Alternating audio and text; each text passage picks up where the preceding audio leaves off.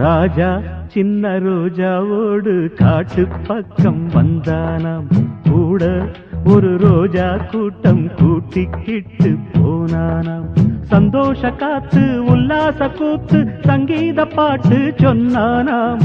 கிளைகளின் மேலே கருங்குயில் கூட்டம் இலவசமாக நவ இசை பாட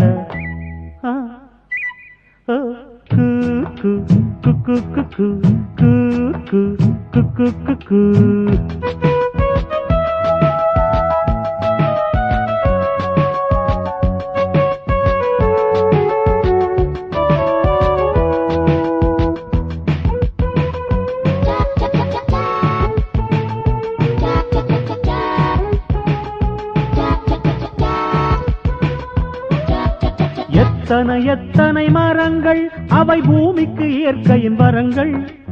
எத்தனை எத்தனை மலர் வண்ணம்